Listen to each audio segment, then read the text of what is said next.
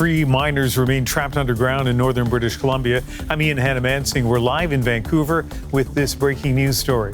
It's happening in a remote part of the province on Tahltan Nation territory near Dease Lake. The workers are contractors at the Red Chris mine. It is currently an open pit mine, but transitioning to an underground mine, and that's where the three were working.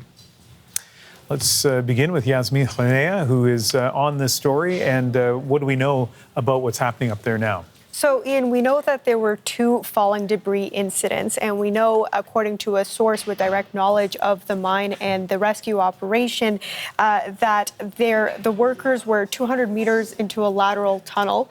There was a collapse there, and then that the workers were about 400 meters beyond that. So that's what we know, but we don't know exactly how far underground the workers are.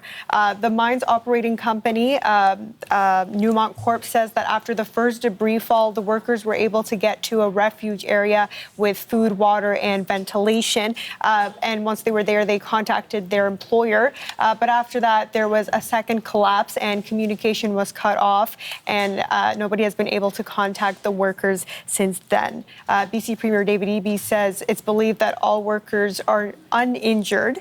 The Red Chris mine is in a very remote area. It's in a region that borders Yukon and Alaska. Operations at the mine have been temporarily suspended with rescue operations underway. The mine employs about 1,000 people, and about 400 are unionized, but these three workers are not. But regardless, the union says that it hopes that the workers are rescued soon. It's always unnerving. You want to make sure everybody's safe, regardless if they're your members or not. We're hoping for the best, and just waiting for more information as it comes. You always feel for anybody in this type of situation. And Ian Paquette says that he has not seen anything like this happen before with any of the mines that he's worked with. And what do we know about the refuge area that these three workers are in? We know that it's a self-contained, sealed area that's usually made out of heavy-duty steel, and it has breathable air. And according to the source that we spoke with, the one that the workers are in has enough food and water to sustain 16 people for 3 days. And the source also says that the workers have access to other refuge bays in the area, and that the collapse did not impact the area that the workers sought refuge in. All right, Yasmin, thank you.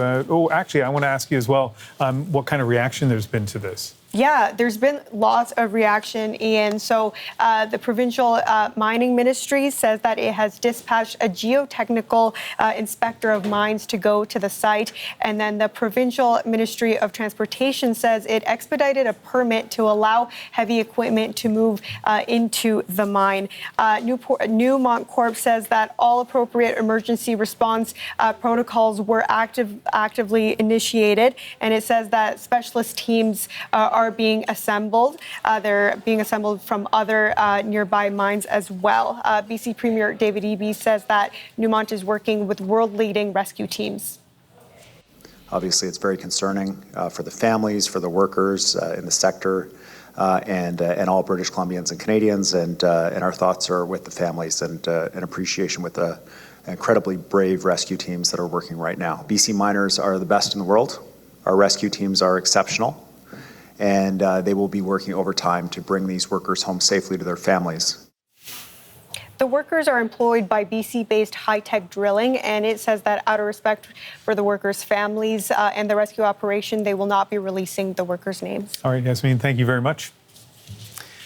All right, let's welcome back Dwayne Tennant, a geotechnical engineering professor at the University of British Columbia. This is an area, Dwayne, that a lot of us in the newsroom don't know a lot about. You do, though, so help us understand what may be going on right now at the mine. First of all, in terms of a rescue, we have not heard yet what is going on in that regard. What do you think is likely in these early hours? Well, I think we're a day and a half in since the first incident. Fortunately, it sounds like the people that are in the refuge bay have had initial communications letting everybody know that they're safe. So they're okay. There's no immediate concerns if this is the situation for those individuals. And so the focus now is simply on creating access to them. You have to get probably past where these falls of ground, it's actually rock. Think of it, it's very likely to be very blocky, big hunks of rock, and it may fill up the full tunnels. And so they are looking at what's the safest way to stabilize that tunnel and to remove that debris so that then they can have access to those trapped individuals. Yeah, we just heard the Premier David Eby a few hours ago. He said, and we played the clip, talked about how great the mine rescue teams are in British Columbia. But you pointed out to us an hour ago, first of all, those mine rescue teams wouldn't be deployed in the first few hours of this operation, and they may not even need them because early on it's going to be, I guess, geotechnical engineers, geologists, and then heavy equipment that will probably do a lot of the work. Take us through what likely is happening or about to happen. Well, I suspect the on-site mine rescue personnel did the first investigation, possibly combined with other people working at the mine, walking up and saying, okay, here's the tunnel is blocked off. And if they can't make it past or through that debris, then the mine rescue personnel are not doing anything until that debris and that section of the tunnel is stabilized, and at which point the geotechnical assessments get done, and a game plan to stabilize the tunnel, remove the debris, and then allow people to get through that collapsed area of tunnel. It sounds like a huge job to do those things, to first of all make sure that the area is safe enough to go into. Secondly, I don't know if they would actually shore up a portion of this or not, you can tell me. But then third, having to move the rock that's fallen, and right now we have no idea if that's a small amount of rock or a huge amount. And that's the big question, or the big piece of information that's not been reported. Just how large are these two falls of ground? So in some cases, they may be the size of a pickup truck, but in small pieces. That can be moved fairly quickly, especially at a mining operation where they routinely do that. But if it's 10 pickup trucks worth, or 100 or 1,000, so we have many orders of magnitude variation here, and part of that initial assessment is assessing how big is the pile of debris and how much more could come down, and what is the safe strategy to support that tunnel so you can advance through it slowly, supporting it, removing the debris. You are the rare university professor who's actually had to go into a refuge area in a mine. There was a fire. You were there for a few hours, but you have a sense of what it's like to be inside of one. How do they look, and how does it feel to be in there during an emergency? Well, I can say what they don't look like. They don't look like a nice RV camper with plush furnishings and comfortable places to sit.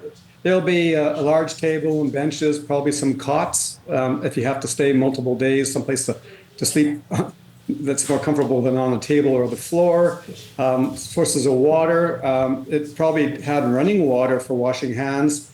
Some of these rescue stations that I've used in the past are also dual purpose. They use them for a lunchroom underground, or even for a meeting room if you're meeting with crew underground. So it's a think of it, take an office, but not nicely furnished, put it underground, make sure there's a huge concrete steel door that seals this thing off, and that's kind of what it's going to look like. And the additional degree of concern, I guess, difficulty, challenge, is that from what we understand, after the second rock fall, the communication was cut off between these three workers and the outside world. I assume that makes it a little tougher for the people who are down there not knowing what's happening. Yeah, psychologically, it definitely has to make it tougher. And it sounds like there was initial communication, which was really fortunate. And if you lost the communications, you might have lost power. So any sources of light other than what battery-powered light is gone. So they're probably sitting in a very quiet, possibly dark environment right now, and with no way of communicating to the outside world. and perhaps no way of knowing how long they're going to stay there. I mean, you reported earlier that this one refuge station can handle, had enough food at least for 16 people for 3 days. So we only have 3 people. So they got enough food for 16 days. That's a long time. And so I hope for their sake and everybody else's that they can fix up that tunnel, get through it in much less than 16 days. Yeah, well, let's end with this then, and kind of picking up on that point you made. You're kind of part of this world. You know the mining world. You were part of the mining world. What are your thoughts tonight in terms of these 3 men stuck underground? Well, I'm proud of the mining sector in this country. We've got well-trained, very responsible people. Safety is number one priority on everybody's mind, and it contributes immensely to our economy. The average person may not recognize how important mining is, but it's a huge, important industry for BC and the rest of the country. And I wish them all the best, and everybody gets out safe and home to their families.